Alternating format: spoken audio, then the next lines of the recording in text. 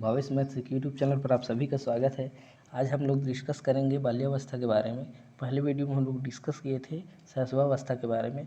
तो अभी तक आप लोग उस वीडियो को नहीं देखे हो तो सबसे पहले उस वीडियो को देख लीजिए, क्योंकि एक सीरीज में पढ़ने पर हमको अच्छे से समझ में आता है। तो आज देखते हैं बाल्यावस्था।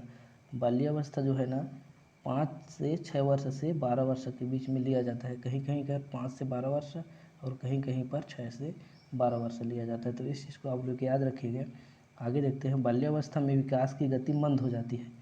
इसका मंद होना भी आवश्यक है, क्योंकि मंद गति के कारण इसके विकास में मजबूती आती है। ये लाइन तो समझ में आ गया होगा।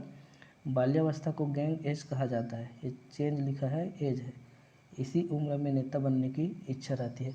छोटे छोटे बच्चों को 6 से 12 वर्ष के बीच के बच्चों को देखे होंगे, ग्रुप में इधर उधर घूमने लगते हैं और उसमें नेतागिरी करने लगते हैं। कहने का मतलब है कि उस गैंग का लीडर बनने की कोशिश करते हैं। तो इसी को इसमें बताया गया है। आगे देखिए।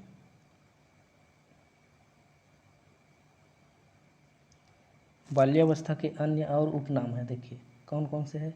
आरंभिक विद्यालय की आयु, मतलब स्कूल के पहले की आयु।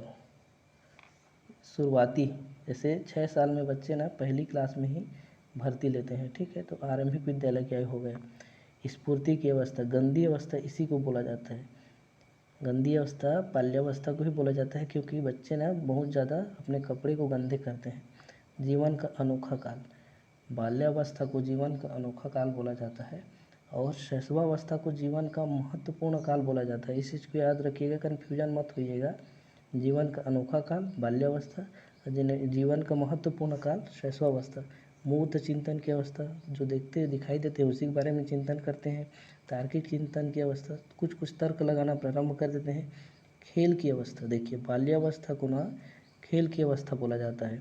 बाल्यावस्था को खेल की अवस्था, जबकि शैशवावस्था को हम लोग क्या बोलते हैं, खिलौने की आयु बोलते हैं। ये खेल की अवस्था और खिलौने की आयु शैशवावस्था को।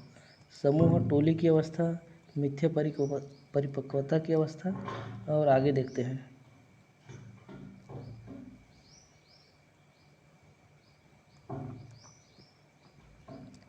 बाल्यावस्था से संबंधित कथन।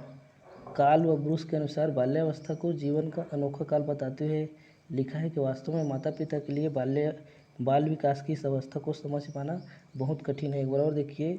काल एवं ब्रूस के अनुसार बाल्यावस्था को जीवन का अनोखा काल बताते हुए लिखा है, वास्तव में माता पिता के लिए बाल विकास की इस अवस्था को समझ पाना बहुत कठिन है। इसको किस तरह से याद रखें, देखिए। काल को ले समझ लीजिए कल, ब्रश को मतलब ब्रूस को समझ लीजिए ब्रश।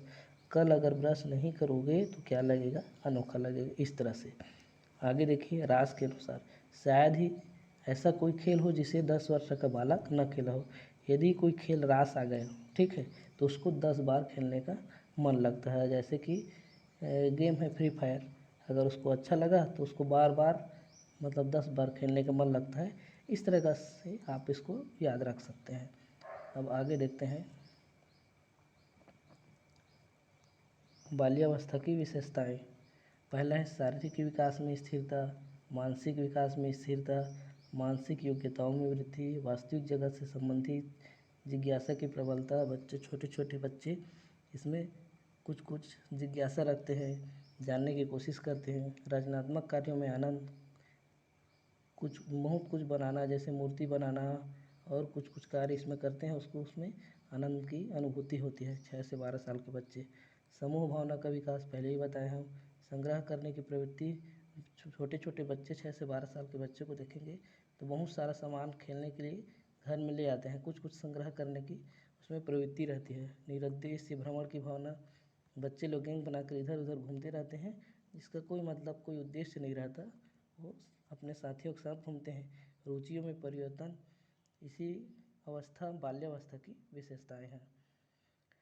अगर आप लोग मेरे वीडियो को पसंद करते हो तो प्लीज़ वीडियो में को लाइक कर दीजिए और चैनल में नए हैं तो चैनल को भी सब्सक्राइब कर दीजिए। आगे के वीडियो इंग्लिश पेडागॉजी में लैंग्वेज एंड एक्विजिशन के अंतर्गत डाला जाएगा। धन्यवाद।